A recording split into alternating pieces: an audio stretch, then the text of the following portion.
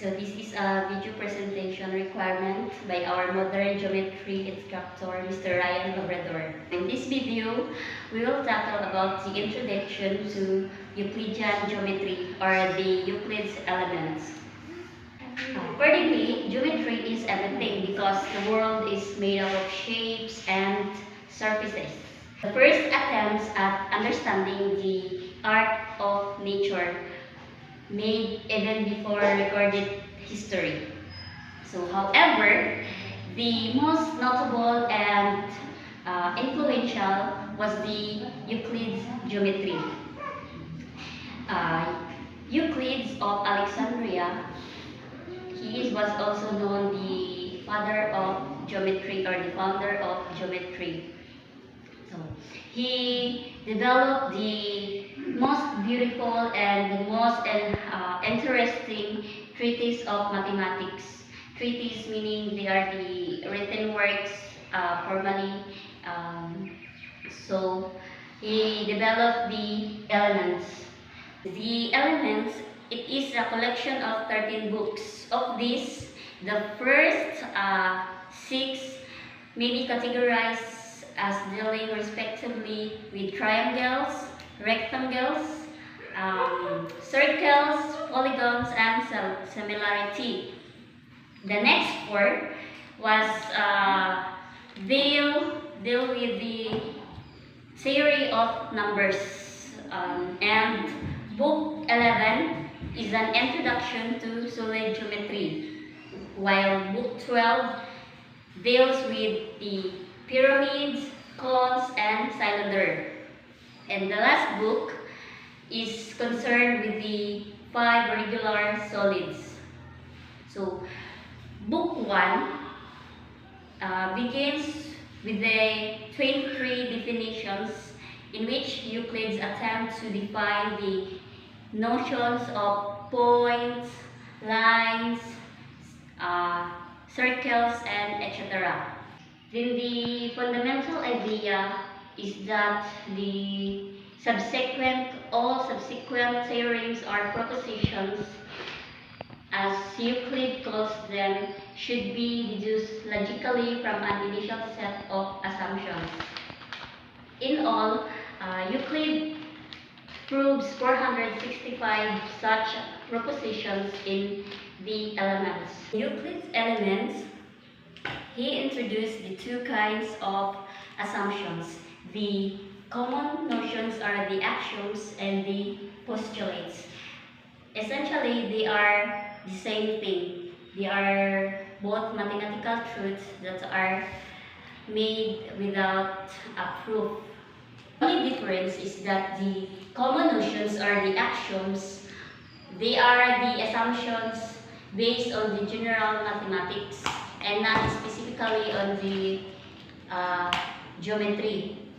While the postulates, they are assumptions that is based on the geometry. Let us see what are those common notions on the Euclid's elements. So first is that things which are equal to the same thing are also equal to one another. Example, if A is equal to B, then B is equal to C, then A is equal to C. If X is equal to Y, if the value of X is 2, so also the value of Y is 2.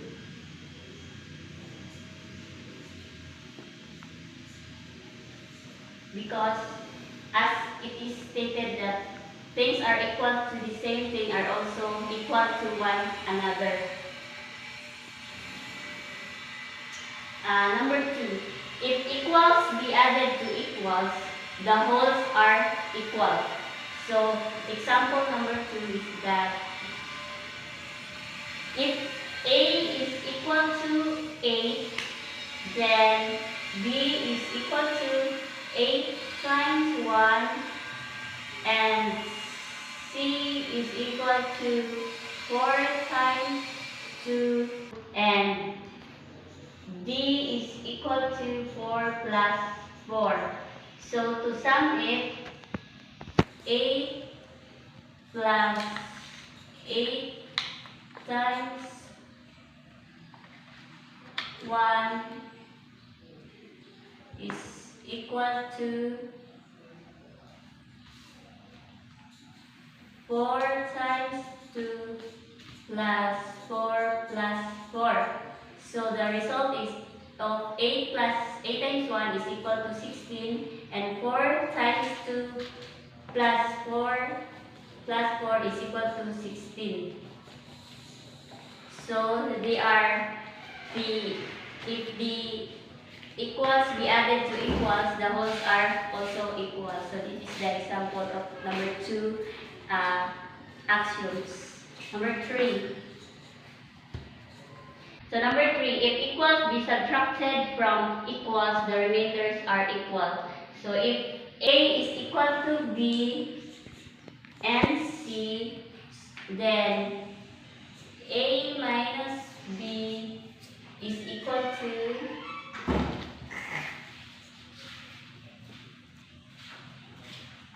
C minus D. So let's proceed to the fourth assumption. Things which are coincide with one another are equal to one another. So I have here the line segment AB. We will put another point here and name it point C. So if A is equal to C, then C is equal to D. In this line segment AB, we have this point here. So if line segment AC is also equal to line segment CB. For the last axiom, the whole is greater than the part. So example. So we have here this circle by this divided into 2 parts, this whole one. So it will get this part here, meaning this part which is not shaded is still greater to this one, right? So let's proceed to the postulates. To draw a straight line from any point to any point. In order for us to have a straight line, we have to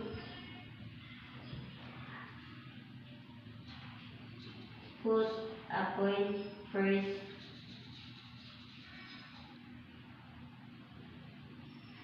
So draw a straight line from any point to point.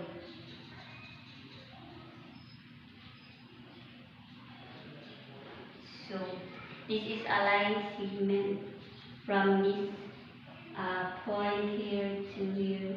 We will name it line segment AB.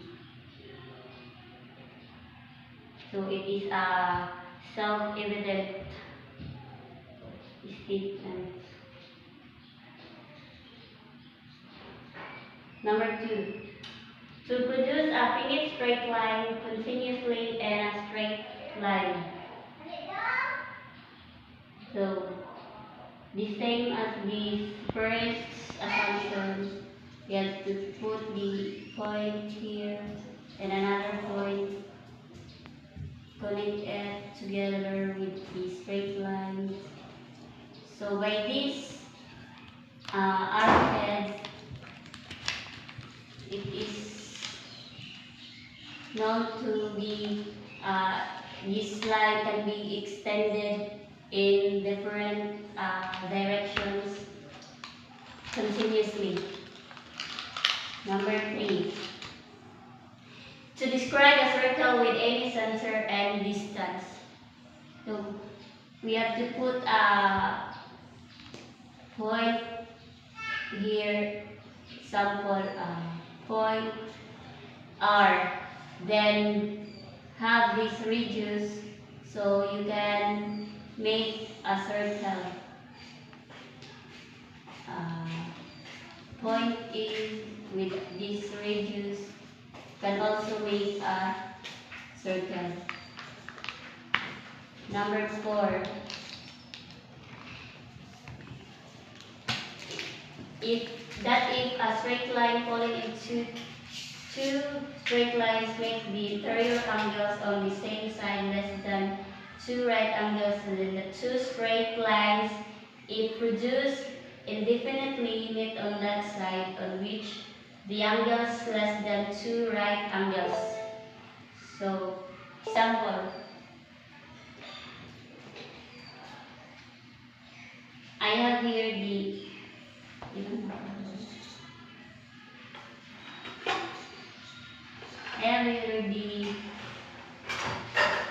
line segment CD, line CD, line CD, line CD, with the line AB, and this falling line on the two straight lines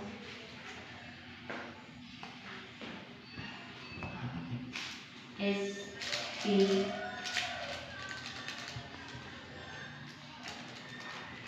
So this is the interior angle. As being stated that the interior angle is less than 180 degrees.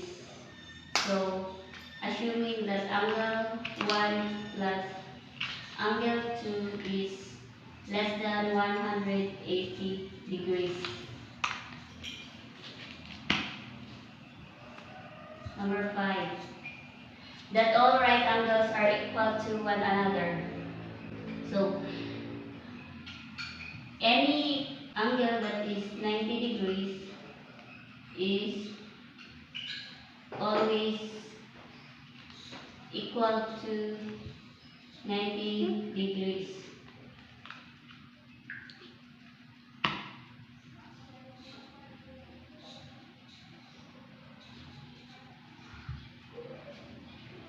So that is the postulates and the axioms of the Euclid's elements, the introduction on the postulates and the common notions or the axioms are the foundations of Euclidean geometry, where it talks about the points, lines, and the plane surface or the surfaces.